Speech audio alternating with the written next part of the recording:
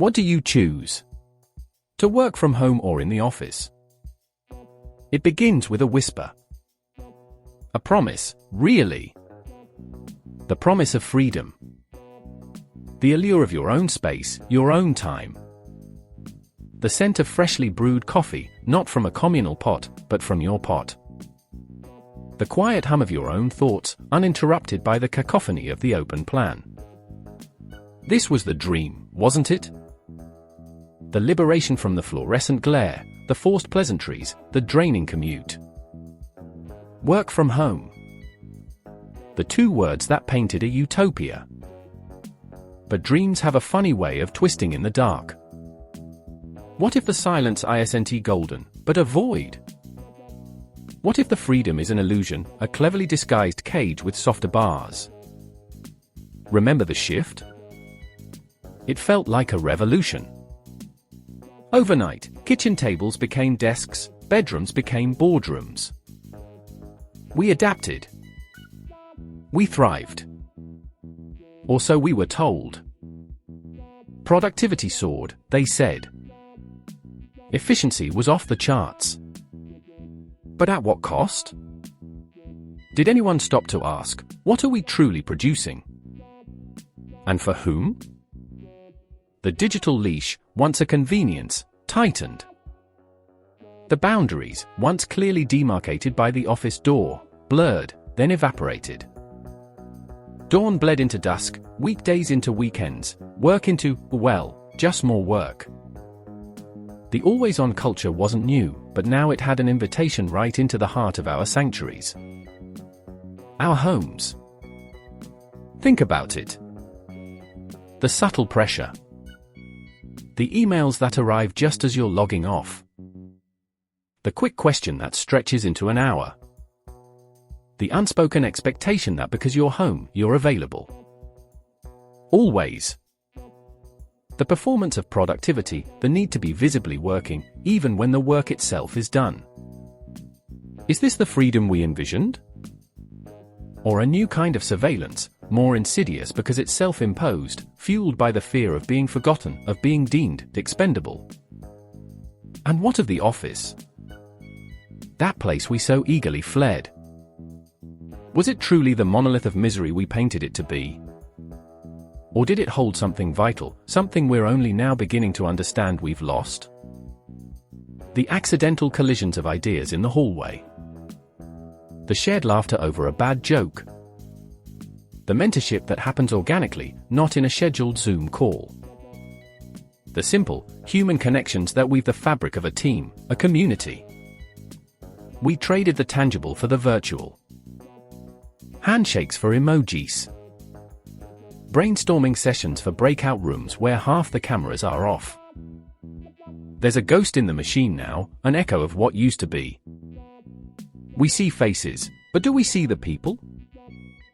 We hear voices, but do we hear the nuance, the unspoken, the truth that often lies between the words? The proponents of this new world order, they speak of flexibility, of autonomy. And yes, for some, it is a genuine boon. But for how many is it a gilded cage? A way to atomize the workforce, to dilute collective bargaining power, to shift the costs of operation, electricity, internet, even coffee, onto the individual. A silent contract, signed in the rush of a global upheaval. Consider the metrics. The tracking software. The constant monitoring. Productivity isn't just about output anymore, it's about presence. It's about being logged in, being active, being seen to be working. The panopticon, once a theoretical construct of prison architecture, has been miniaturized and installed in every home office. And we, willingly, became both prisoner and guard. The whispers are getting louder now. Not just the whispers of doubt, but the whispers of something else. Something intentional. Was this transition entirely organic? A natural response to a crisis? Or was it an opportunity? A chance to reshape the very nature of work, to recalibrate the balance of power, subtly, almost imperceptibly. They say data is the new oil. And in this new world, we are gushing data. Our habits, our patterns, our efficiencies, our inefficiencies. All logged. All analyzed. For optimization, they claim. But optimization for whom? And what happens when that optimization targets not just processes, but people? When the algorithm decides who is productive enough, who fits the model, who is surplus to requirements. The office, for all its flaws, was a physical space. A place you could leave. A place where work, theoretically, ended. Now, work is everywhere and nowhere. It's in the cloud, it's on your phone, it's in your head at 3 a.m. The mental load, the constant connectivity, it chips away. Slowly. Relentlessly. And what about the serendipity? The chance encounter that sparks innovation? The quiet observation that leads to a breakthrough? Can these truly be replicated in a scheduled, structured, digital environment? Or are we sacrificing the unpredictable, the unquantifiable, for the sake of sterile, measurable control? There's a creeping unease. A sense that we've traded one set of problems for another, perhaps more complex, more deeply embedded in our lives. The isolation is real. The blurring of identity, employee, parent, partner, all in the same square footage, is taking its toll. We are becoming nodes in a network, rather than individuals in a community. The choice, they said. Work from home or return to the office. But what if the choice itself is a distraction? What if the real question isn't where we work, but how we're being conditioned to work? What kind of humans are we becoming in this new paradigm? More efficient, perhaps. More connected, technologically. But are we more fulfilled? More creative? More human? The silence in your home office. Is it peaceful? Or is it the sound of something vital slowly fading away? The convenience. Is it truly convenient, or is it a trade-off, the terms of which were never fully disclosed? They built a world where the lines are deliberately blurred. Where your sanctuary can become your workstation with a single click.